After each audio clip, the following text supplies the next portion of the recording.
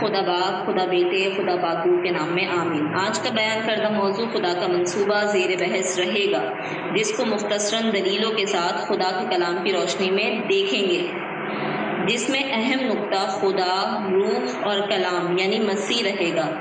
تخلیق کائنات سے پہلے یہ جان لینا بہت ضروری ہے کہ جب کچھ نہ تھا تو خدا تھا، اور جب کچھ نہ ہوگا تو خدا ہوگا۔ یعنی جب کچھ نہ تھا تو خدا، اس کا روح اور اس کا کلمہ تھا، اور جب کچھ نہ ہوگا تو خدا، اس کا روح اور اس کا کلمہ ہی ہوگا۔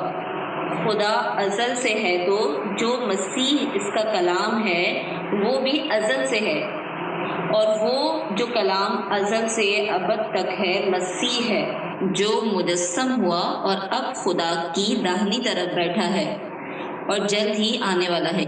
خدا نور ہے تو کلام بھی نور ہے، لیکن نور کے بارے میں ہم بعد میں بات کریں گے، جب نور خدا کے کلام کے وسیلے سے پہلے وجود حاصل کریں گے۔ ابھی ہم بات کریں گے صرف کلام کی۔ تو جب سے خدا ہے تب سے مسیح بھی اس کے ساتھ ہی موجود ہے۔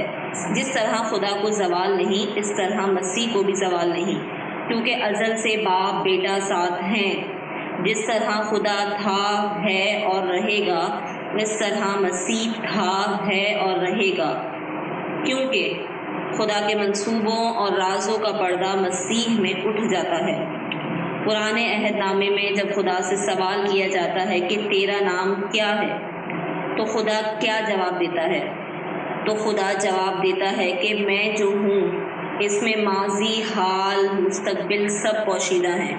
اسی طرح سے جب مسیح سے سوال کیا جاتا ہے کیا تو ابراہیم سے بھی بڑا ہے، تو جواب کیا ملتا ہے؟ جواب یہ ملتا ہے کہ پیشتر اس سے کہ ابراہیم پیدا ہوا میں ہوں۔ مسیح نئے عہد نامے میں کیا کہتا ہے کہ جو باپ کرتا ہے وہی بیٹا بھی کرتا ہے، اور باپ نے بیٹے سے کچھ بھی پوشیدہ نہیں رکھا ہوا۔ تو تخلیق کائنات سے پہلے بیٹا کلام کی شکل میں موجود تھا، اور اب خدا اس کلام کے وسیلے سے دنیا کو تخلیق کرنے جا رہا تھا۔ خدا اور اس کا کلام دنیا کو ہماری سوچ اور سائنسی علم کے ساتھ تخلیق کرنے نہیں جا رہا تھا کہ پہلے کیا پیدا ہوگا اور کیا بعد میں، یا کس کو پہلے وجود دیا جائے اور کس کو بعد میں۔ جب وہ یہ سب پیدا یا خلق کر رہا تھا تو کسی بھی ڈاکٹر، فلاسفر یا مفکر سے پوچھ نہیں رہا تھا کہ کس کو پہلے پیدا کروں اور کس کو بعد میں، ترتیب کیا ہوگی، کیونکہ وہ میری اور آپ کی یا سائنس کی طرح نہیں سوچتا۔ وہ جو چاہتا ہے کرتا ہے، اس کو پتا ہے کہ پہلے کیا پیدا ہوگا اور کیا بعد میں، کیونکہ وہ قادر مطلق ہے، اور اس کی پیدا کی ہوئی کوئی بھی چیز بے فائدہ نہیں ہے، اور اس سے کوئی بھی سوال کرنے کی جرت نہیں رکھتا کہ تو نے کس کو پہلے پیدا کیا اور کس کو بعد میں بنایا، کیونکہ وہ تو قادر مطلق ہے، قدرت والا خدا ہے، جو چاہے کر سکتا ہے۔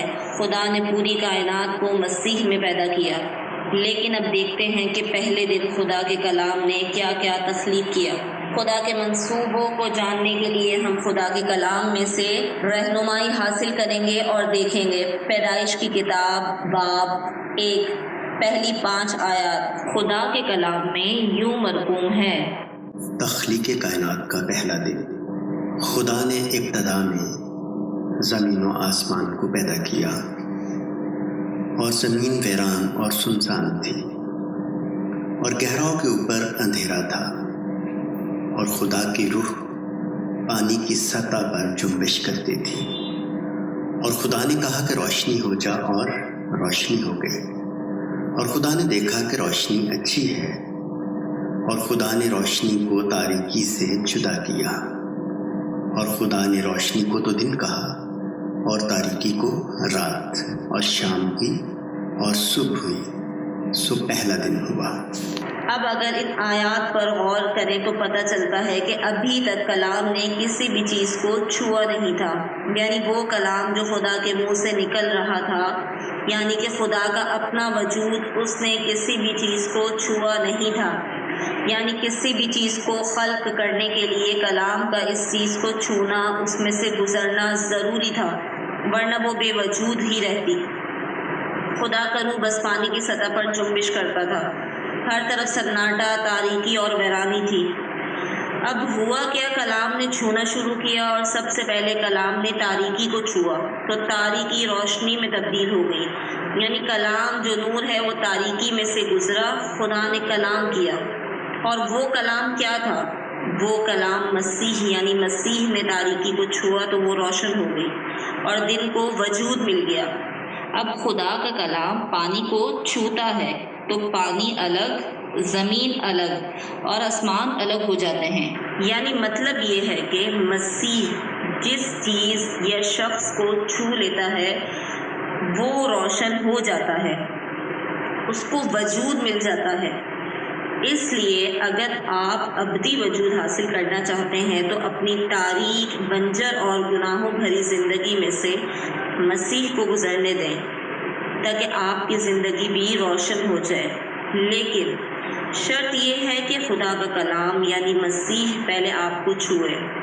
خداوند اس کلام کے وسیلے سے ہم سب کو برکت دے، آمین۔